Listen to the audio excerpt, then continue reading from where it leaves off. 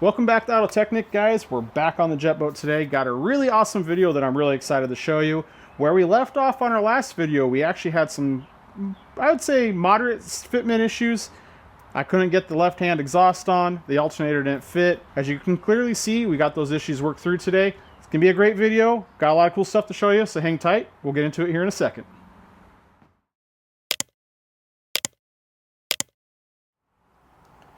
Alright, here's where we left off on the build.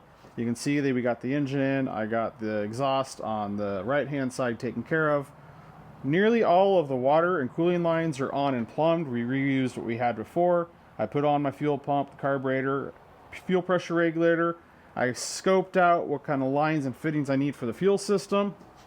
And also the two big things in the last video that we encountered was the significant interference issue that we had here with the exhaust and that engine plate, mainly back here on the mounting block, and also our alternator, where we're unable to get the alternator in there at the engine plate and the log exhaust as well. Where we left off on the last video, I had to go ahead and make an order for some miscellaneous parts, so I needed a bunch of hose ends, hoses, fittings, miscellaneous brackets, a lot of odds and ends, control cables, really what I hope to be the final order of parts I need for this boat. Now, some of those parts have started to ship, but a lot of them have not shipped yet. I'm kind of fearful it'll be waiting a while on some of those parts. So while I'm waiting on those parts, I still need to be making progress on this boat. We still have some problems to solve where I, can make some progress without having those parts. So I think for today, what I want to go ahead and focus on is we need to really solve this alternator issue. And to start with, I need to solve this log exhaust issue. And I was able to come up with a solution that I think is going to work really well, that I'm going to be pretty happy with. Alright, so I have our riser here, and I'll go ahead and hold it up, and it's at the wrong angle, but it can really show you where the real interference issue is, and it's right here with this fitting and the bung. They're actually virtually dead center on the engine plate. So when I mocked it up and kind of tested it out to have the riser at the angle it needs to be, the cuts that I would have to make on the engine plate are really aggressive and very ugly, honestly.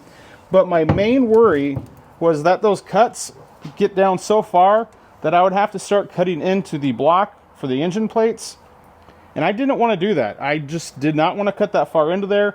And on top of that, the shape that I'd have to cut into the engine plate just looked terrible. It was a bunch of notches and steps. And so I kind of just stopped at that point and wanted to reassess the situation and figure out a decent path forward. Now, initially, I had the idea of using one of the hardened marine O2 sensors adapters that go ahead and allow you to put an O2 sensor in your log exhaust so you can run a wideband. Now, I don't really plan to run a wideband on here, but those O2 sensor spacers are an inch thick, and it will move this snail back 1 inch.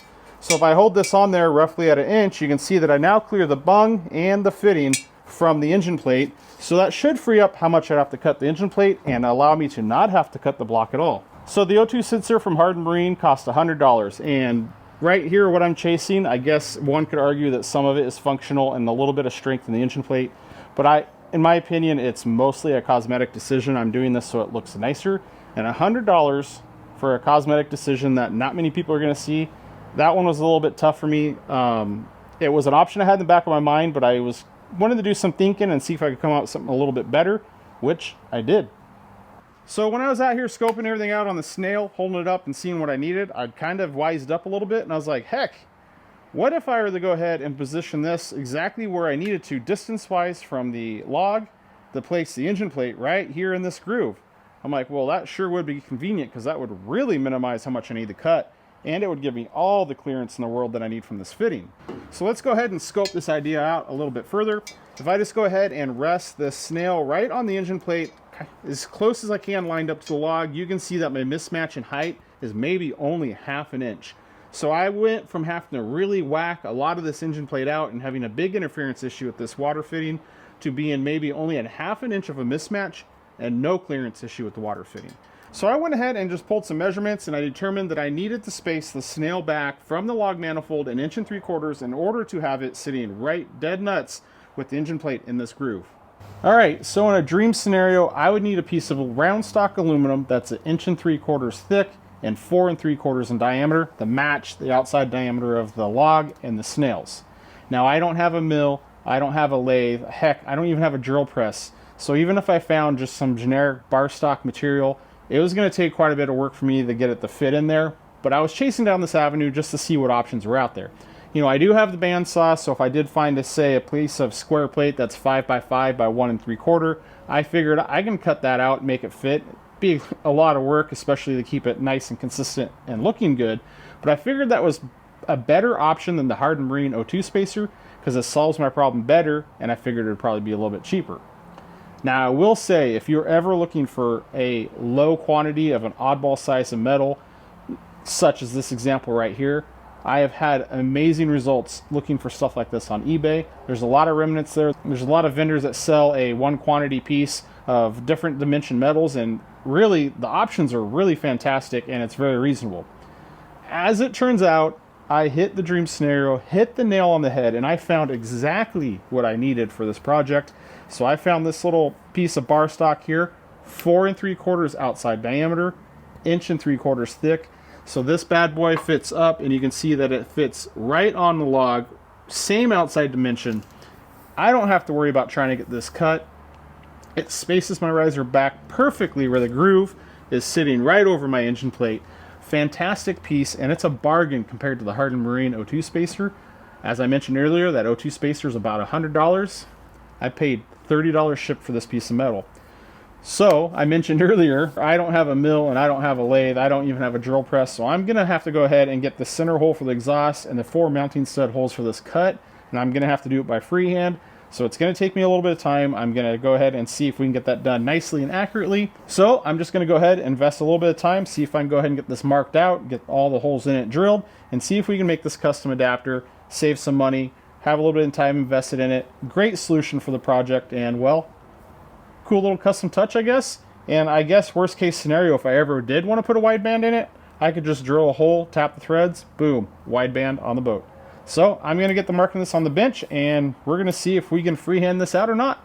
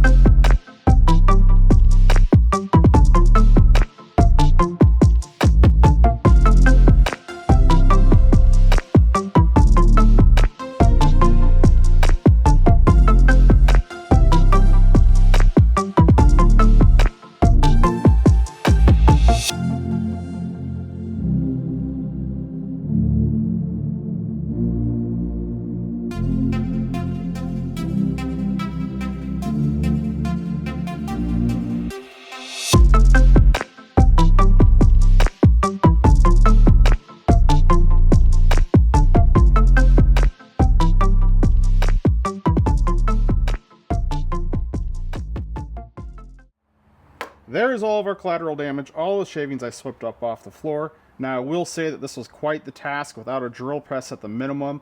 Really, I was asking a lot of those drills. I actually ended up cycling in between 3 drills and 5 batteries due to both the drills and the batteries overheating. That way I was just cycling through, letting them cool down, grabbed another drill, kept on going through everything. But you can see that we got the plug, the center of it's out, and our final result right here came out really, really nice. I'm quite pleased with it considering I just used hand tools. You can see I hit it on the polisher on the outside just a little bit. Now, you may have noticed that when I did all the markup and layout of this, I did go ahead and do it on both sides, and I drilled the holes on both sides halfway through so they met at the center, and I did that to ensure that they're straight. Really, if I want to be nitpicky, the only flaw that I have is you can see right in there, I had some chatter on the hole saw on that side, so it got a little out of round at the edge. Other than that, I am very happy with it all, and now we need to see what we can do on the boat to get everything installed. Now with the spacer, since we're aiming to have that engine plate right here in this groove, I went ahead and pulled a new template, and this template represents the outside diameter of this groove, and I used it with these holes here to go ahead and line up on the studs. Now I'll take you to the boat, and fortunately on the boat over here, I'm able to get the studs in. This one just clears. So I think I'm going to go ahead and be able to get this done without pulling the engine out of the boat. But as what we have is if I go ahead and put my template over those studs, slide them on, there we go. So you can see now I have a line of where I need to go ahead and cut and clearance this engine plate, which notice the drastic difference from where it was before I made the spacer, which it cuts all the way down and in this engine block. Radical difference. So I've already went and marked where I need to cut with the spacer, and I'll get this popped off right there so you can see that it's just very minor. Just take a little bit of this ear off here, and then down there, that's clearance for the nut and the stud. So my plan of attack from here is I'm going to go ahead, grab the air saw, I'm going to freehand that cut it. I'm not worried about perfection because once I have everything back apart, I can clean up the edges, cutting it just enough to see if I can get that log and the snail on. Now I will say that I'm not going to be able to install that snail onto the log with the logs on the engine. I'm going to have to pull the log all the way off, install the snail, and then install it as an assembly. So I'm going to get to it, get that cut, bring you guys right back here in one quick second.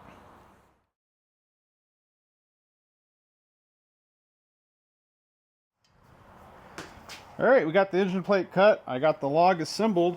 So let's see, moment of truth, if this actually will fit now. Go ahead and eyeball it. And oh, it looks like we're good. So see if I can get this bolted up. And we'll check out our clearance. Like I mentioned, I just wanted to do a rough cut on this, and if we need to do a little clearancing, we'll do that once the engine's back out and we're doing all of our final cleanup on these engine plates, because we have cut what seems to be every single surface on these engine plates.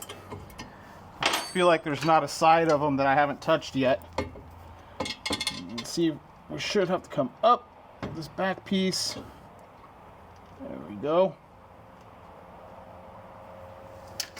It seems that we're good. So I'm going to go ahead and get this log bolted all the way on, and then we'll check out our clearance down there on our cuts and see how close we are. Alright guys, I'm calling this one a big win. We have the log on and everything fits as planned, as we intended. If we look down here, you can see that I got the engine plate right into that groove, so just those real minimal cuts, everything fits. It's bolted on real nice. I felt around and our clearance is good, and I'll see if I can get you guys down here. You can see that our bung completely clears our engine block and the plate, and I just went ahead and took that and spun that out a little bit out here, and I'll probably just use a 45 to connect that hose. I probably will have to lengthen that hose some because we extended that back and it moved the bung. We'll see, but again, we still have that alternator issue and that hose runs back there, so we're just going to leave that for a little bit later. But that is on there and it looks great. And I will say that it looks like I probably over polished that a little bit, or that these need a little bit more love. That looks a little bit shinier. I will say that I did throw the old gasket on, and I actually threw the template that I made back here to represent where a gasket would be, because, well, my replacement gaskets are part of the parts that are on order and have not yet shipped. So the next thing that we need to worry about now, since we moved everything back, is our other exhaust hoses. You can see I got that one on, this one back here. We're going to need to go ahead and shorten that hose, and which works out nicely because these hoses are new, so I can reuse them. But previously this hose was installed sitting like so in the boat, and well, I don't like that blue stripe, so I can go ahead and rotate that hose to keep that blue stripe down. You can see that end is cut at an angle. Well, now that I need to cut nearly 2 inches off the hose, I can make new cuts and get that down and have nice clean ends. And I'm going to show you guys right now some tricks on getting these hoses cut. So we're going to start on the end of the exhaust that bolts onto the exhaust tips at the transom. Now, although the transom is laid back at an angle, those exhaust tips are installed 90 degrees to that, so we just need a simple straight cut on the end of this hose.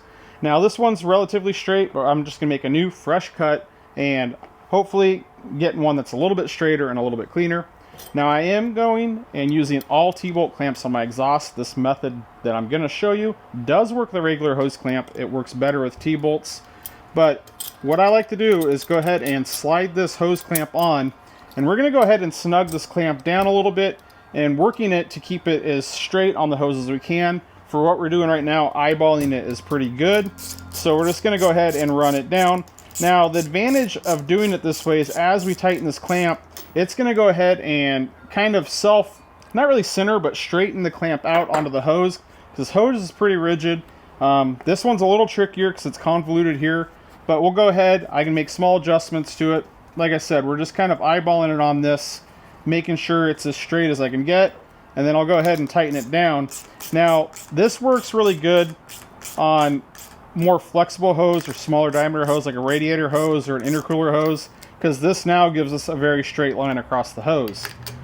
Now, on this marine exhaust hose that has a steel coil in it, the other advantage is what I like to do is I like to use this hose clamp as a guide, and I'll cut this hose on the bandsaw. So if I were just to go ahead and freehand this, we could go ahead and have that clamp on there, take our silver Sharpie, and we can run it around, and voila, now we have a straight line on the hose, so that way it's not crooked or angled. But as what I'll do is I'll actually set this in the bandsaw, and as I cut it, I'll run the blade on the side of the stainless steel. Obviously, I don't want my blade to cut into the stainless, but it'll cut through the rubber, and it'll go through and give us a pretty clean, straight cut. So I'm going to jump over the saw, get that cut, and I'll show you the result. Alright, straight back from the saw, you can see I cut just that little sliver off, and we'll pull the clamp off and check out the end of the hose. Now I will say that this is a lot easier when you have a bandsaw. It's a lot easier to get a nice cut, but you can still use the same method with a hacksaw, an air saw, a sawzall. It really helps out quite a bit. But you can see now that we have a very straight, nice, clean cut on the hose. And really the thing that I find hardest when cutting hoses is getting that line perpendicular to the hose, which that clamp works really, really well on. Now that I have this in cut flush and exactly how I want it, I need to pull some measurements onto the exhaust, because there is a difference on this other end of the hose where it's not a 90-degree cut. You can see previously where it was on, where it has a bit of a taper. So I'm going to go ahead and pull some measurements in between the exhaust tip and the log. So to find out how long I need to cut this hose, I'm going to go ahead and measure from the edge of the transom on the top of the exhaust tip right up to this corner here on the snail, and I'll do the same thing on the bottom. And I'm going to give myself about an extra 1/4 inch because this exhaust isn't perfectly lined up. It's at a bit of an angle, and I'd rather it be just a hair long than too short. So we come up in here, and I'm about 12 inches, 12 1/4, so the top needs to be 12 1/2. And on the bottom, we're at 12 3/8, so we need to make that one 12 5/8. So back to the bench. Alright, so I transferred those two measurements onto the hose, made some marks, and I held the clamp on. This is where it gets a little trickier because you can't really tighten the clamp because it's at an angle on the hose, but at least it gives me a straight line, so I can go ahead and get that on there, which then I went and just marked it with my Sharpie. Now on this cut, I'm going to have to cut it by freehand, but at least I have a straight line all the way around, and it really prevents things from getting crooked and out around. Now when I cut the hoses for the fuel tanks on this boat, I did use the exact same technique, and I did make a specific video covering that. So I'll go ahead and throw a link up there, so that way if you guys want to check it out, you can. But for now, I'm going to go ahead and get this cut and see if we can get it fit on the boat. And there you go, we got the hose on. I think it's probably just a tad long up here. It's kind of shoved up there a little bit, so I'll probably make a mark and trim just a little off. You can see on this side that it looks a lot nicer where it's at. So it's just fine. I was okay with cutting it a little long and have to come back and trim it.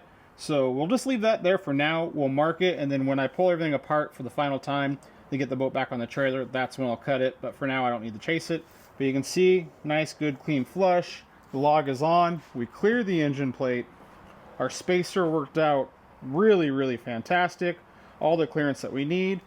Now, we just need to worry about this front with the alternator and the log and this engine plate, get that figured out. Alright, so back to this alternator issue. I have the alternator back in there, so this is essentially where we left off last time. This is the existing alternator that's always been in the boat. It's a Motorola large frame marine alternator, so it's sealed, certified for an enclosed engine. You can see that I have it mounted, but it's so far away that the upper bracket for the tensioner, there's no way that's going to fit. And also, I don't want to run it that far because that's quite a run on the belt, longer than it needs to be, and it's already pretty much still interfering with my log exhaust. Ideally, I want the alternator to kind of rotate up and in and sit in this pocket, but the problem with this alternator is the case is just so large in diameter, and also it's so long on the back side, it's already interfering with the log, and if I rotate it up and over, it's only going to get much, much worse. So during my research, I did find that Jet Boat Performance has a really nice alternator mount kit that mounts over here on the side of the head and tucks it in that corner. I did consider that option, but after looking at it, I decided not to for several reasons. One of the main reasons is because this area is getting very busy because I already have a mechanical fuel pump over here. I have the fuel pressure regulator up here. I'm going to have my fuel lines running down. I have the existing water line here. And in addition to all of that, I'm pretty sure that I'd have to cut this section of the engine plate off in order to make clearance for it because it sits right in that area.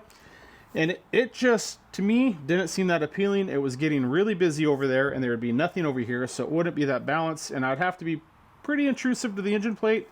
So I decided that wasn't the route for me. Now I'm okay with having to make some modifications on cutting this engine plate to lower this alternator down so it fits into this hole. But quite frankly, this alternator that I have here is just simply too large and I would have to cut far too much of this plate to make it work. So that's not an option. We have to find something else. I got the alternator out on the bench so you can see our existing Motorola alternator here. And really the two big issues is the length with the voltage regulator package back here on the back. That's very much so in the way, but also the overall diameter. That is just too large. So I went on the hunt looking for an alternator that was ultimately a little bit shorter and with a little bit smaller of a frame. And I wound up finding this guy here. So this is a Delco Remy 7 SI alternator, which essentially comes in some of the newer pleasure craft boats, equipped with a 305, 350. And this little guy here, if we hold it up to our existing alternator, is substantially smaller in diameter on the case. And you can also see that the back does not protrude very much at all. So I like this option because A, it's going to be easy to find replacements. It's a very common alternator. It's nothing fancy. It is a marine alternator with sealed brushes, and it is just a skosh smaller than this alternator. And I do believe this one here is a, it says on the amps, oh yeah, this one here is a 37 amp alternator, and this is a 70 amp alternator. So I'm even getting an upgrade on amperage, although I have minimal electrical in this boat, so that's not a big deal, but I'm not taking a step down with the smaller alternator. So let me go ahead, we'll jump back to the boat and I'll show you how this fits in there. All right, so with this little Delco Remy, I can actually work this alternator in there just a little bit. It's a bit of a tight squeeze, but I have the bottom pad flush on the engine plate. It's clear of the block and just barely clear of this water fitting.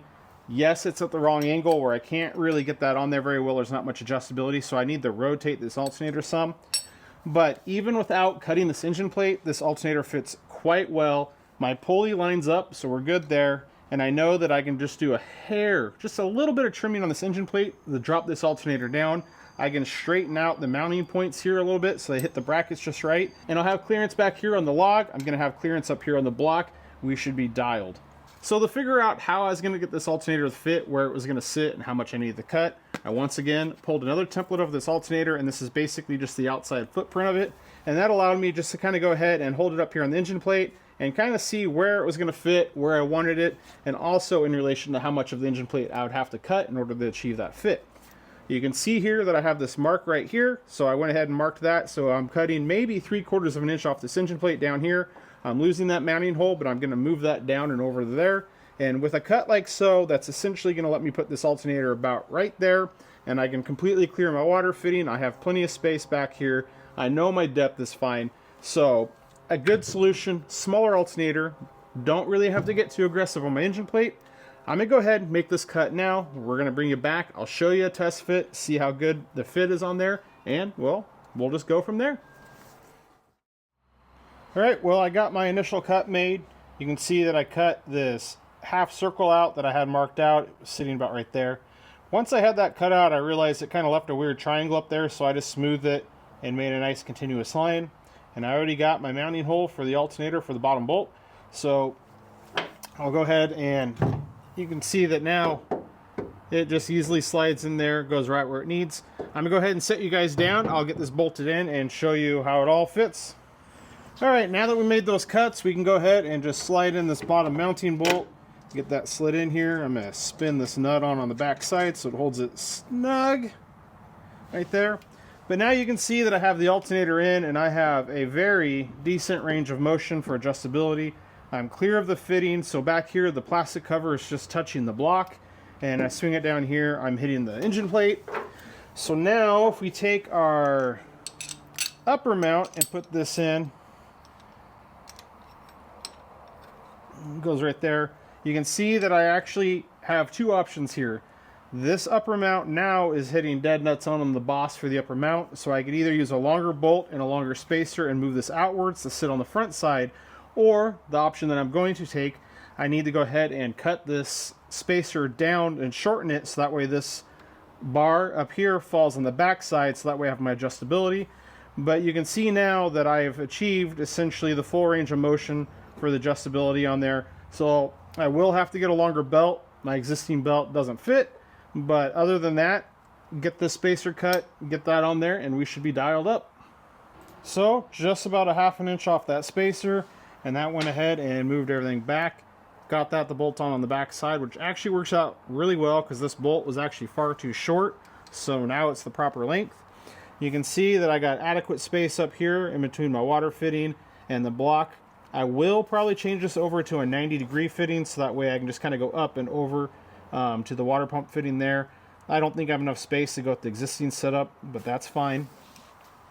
Also, you can see now that the alternator is all the way out, and I just, by luck, actually have the full range of motion, so I'm all the clearance I need. Real small cuts on the engine plate, so we didn't lose much strength. And you can see, need that longer belt. So I got to run to the parts store, get a longer belt, change this elbow, but other than that, we're dialed and our alternator is on right where I wanted it to. It looks nice and balanced and decent solution. Now that we have that done, I think we're going to jump back here and we need to start trying to find a solution for this T here for our water inlet off of the pump. Now before we go and talk about what my planned solution is here to go ahead and get this mounted up and secured, take a quick second and discuss what I used to have back here. Since we didn't have this rail kit in the boat before, we had the cast engine plates with the 4 mounting feet, there is no drive shaft cover. Well, the previous owners actually made a homemade drive shaft cover out of steel that had little feet that mounted to the front of the suction housing. So I have the top piece of that here, and you can see where they had provisions for that water T. So that water T is essentially in the same spot it was now, and it went and just bolted on, held secure to that drive shaft cover. Well, that aluminum drive shaft cover looks so much better in our rail kit.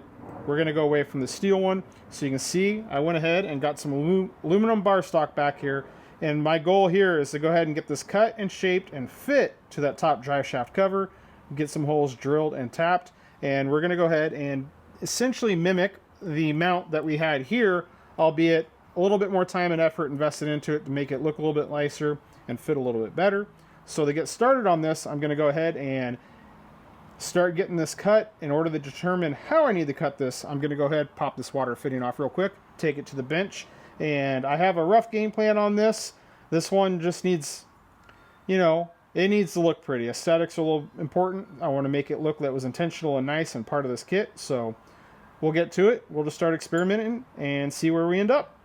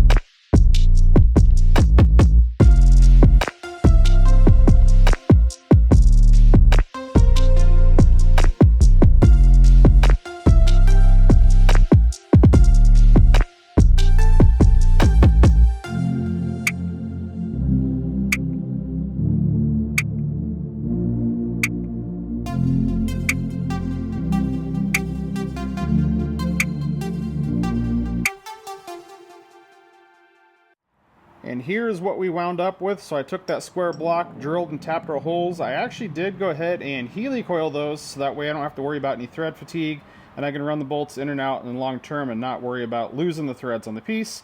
You can see I went through and softened all the edges, which really makes a big difference on how this looks.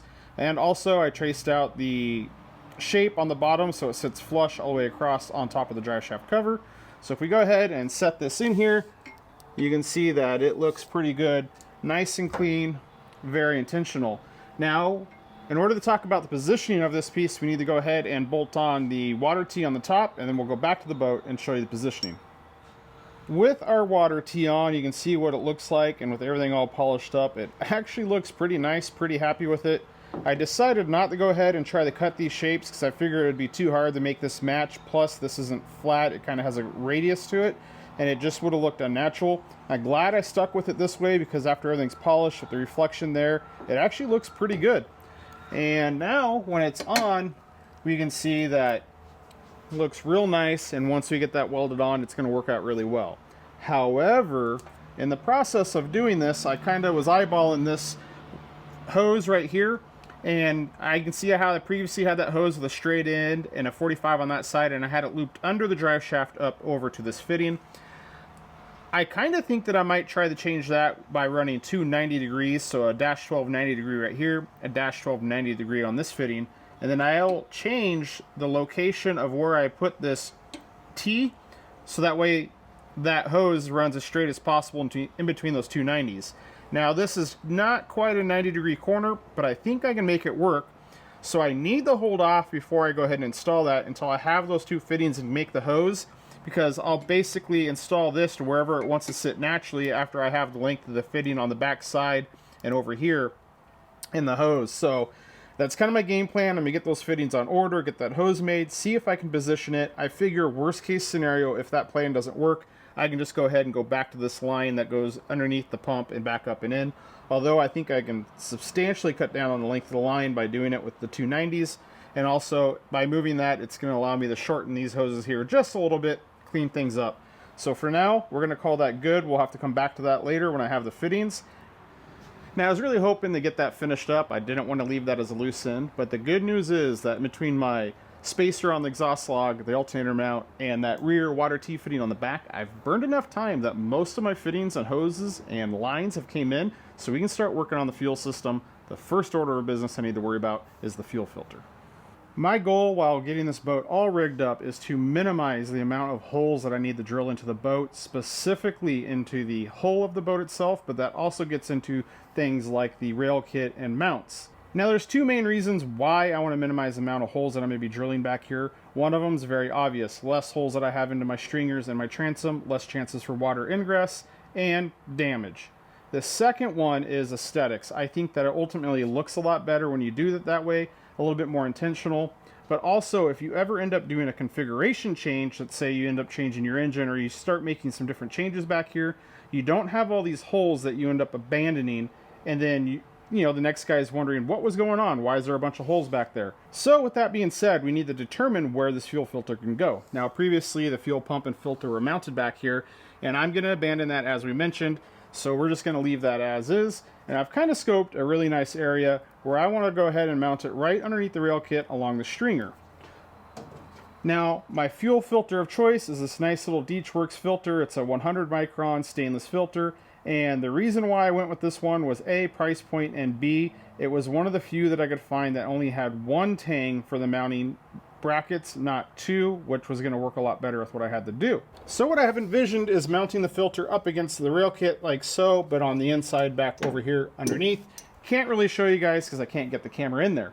But back to what I mentioned, I want to minimize the amount of holes that I need to drill, so I just don't want to go ahead and hog a hole into the rail kit and the stringer to get this mounted. My solution to that is yet another bracket. So this is a bracket that I went ahead and whipped up real quick, and these outside holes here will go ahead and bolt on to the existing bolts that hold the rail kit in. These two smaller holes up top are countersunk, so I can go ahead and install a screw onto that, and I can install that flush up onto the stringer, and this is completely removable, no holes drilled.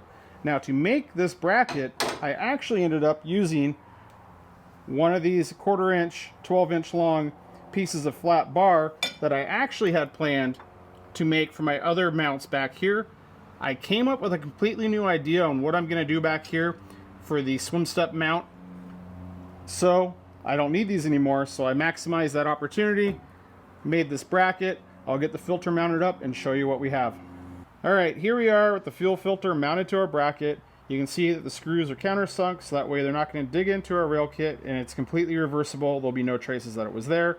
Now for serviceability, if I ever need to pop this off, I'll just go ahead and pop the bolts off that hold it to the stringer on the rail kit, pop it off, no big deal. I'm going to go ahead and get this installed in the boat. We'll be back in 1 second to see how it looks. Alright, with the fuel filter mounted, we can just barely see it poking out, but it's nice and concealed. It'll be a nice short run of the fuel line up to the fuel pump here, and out the back, it'll be a nice short run back up to the back of the boat where I plan on running the line.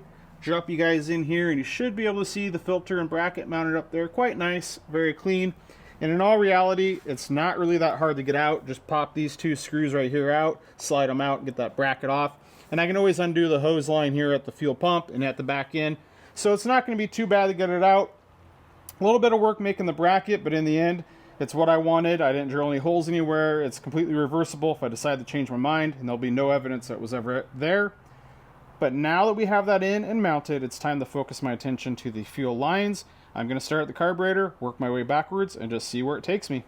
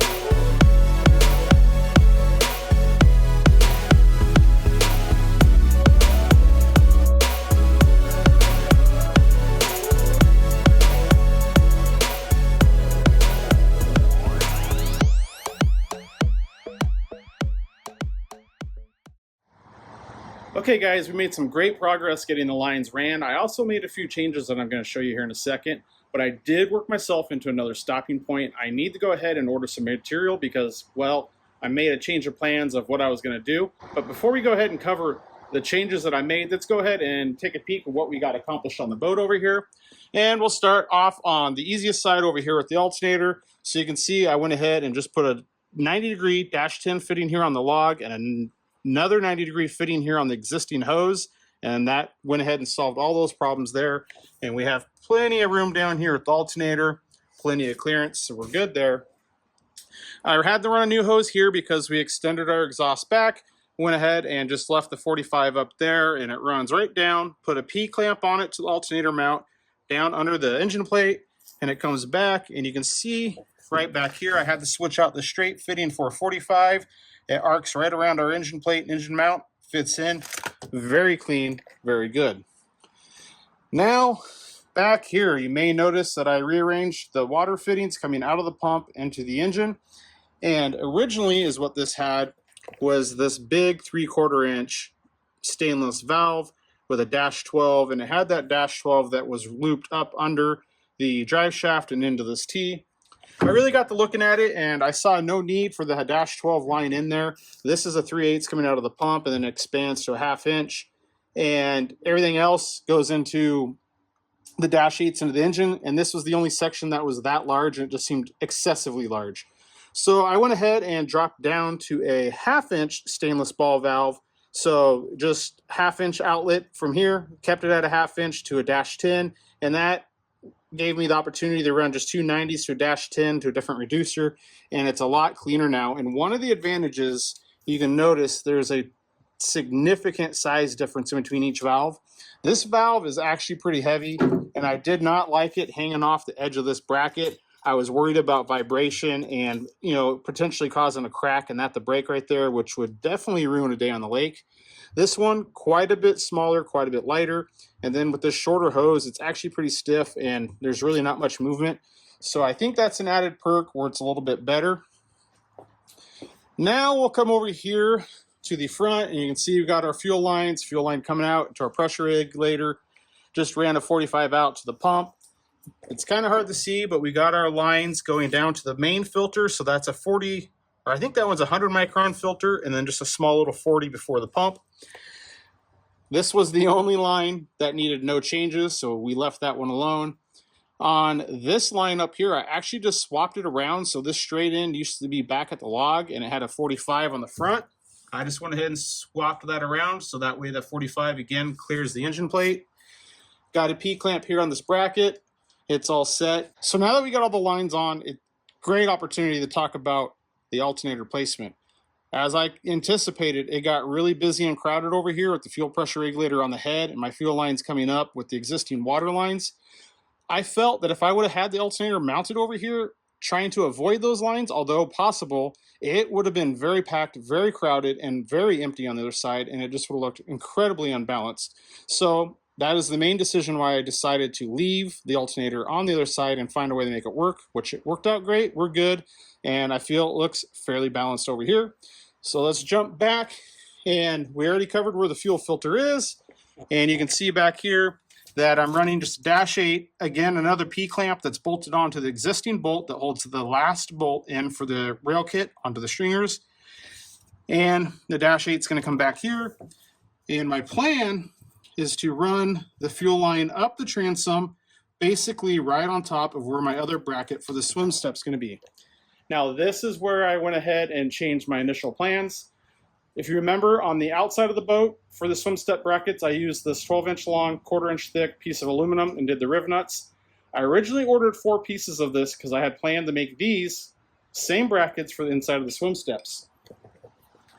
As I was working on it though, I realized there was going to be a few problems with these brackets. Mainly you're going to see the riv nuts, and then how am I going to run the hose up this bracket and not have the riv nuts damage the hose?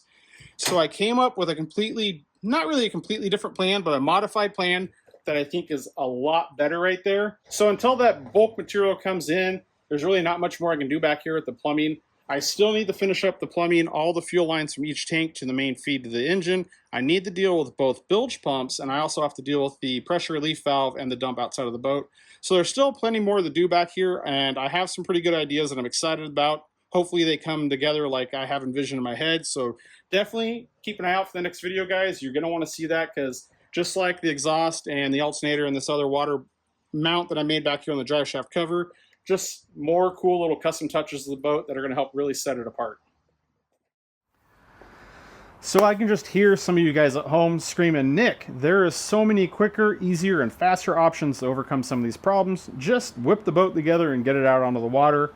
Well, as tempting as that is, I'm going to just stay my path, and I really feel that in the end, this is the faster and better way to get the boat on the water. You know, obviously at this point, all these small little details really matter to me. They're very important. It's not just if I'm building a boat, it's if I'm building, building a car, even servicing or maintaining a car. Heck, if I'm even working on the house, all of these little details in my mind are critical to the final outcome of the project. I say that as in, right now on the boat, I am in the mindset of working on the boat. I'm on the mindset of figuring out these problems. Sure, it's taking a little bit longer to do these things, but spending the time to make sure that I route the hoses so the hose length is exactly where it needs to be, not too long, not too short, making sure the hose is not rubbing on anything, making sure everything fits the way that it should. I mean, heck, even making sure that some of the mounts or some of the plumbing, it all has the support that it needs, so I don't have to worry about any fatigue, stress fractures, cracks. Doing my best to think about all those things now, doing my best to find potential solutions so that way those things aren't issues while I'm on the water. It really pays off in the long run, because once I'm done with this boat, the plan and the goal is to have this thing done, be turnkey, completely worked through, and dead set reliable. That way, once we go out in the lake with the family, they can just enjoy the boat. They're not going to be sitting out on the water stranded while I'm back here fussing with the engine, plumbing, or wiring.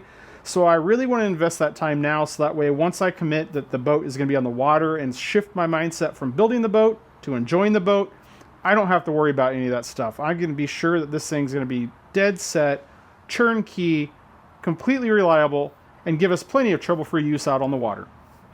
If you guys are liking the work that I'm doing to the jet boat, if you enjoyed this video, please let me know. Go ahead, hit that like button, drop a comment below, tell me what you think. For all those that have been following this build along, subscribing to the channel, I thank you very much. I greatly appreciate your support. If you haven't subscribed to the channel, please consider doing so. A lot more great content on this jet boat and other projects are coming your way. As always, guys, thanks for watching, and we're going to see you on the next video.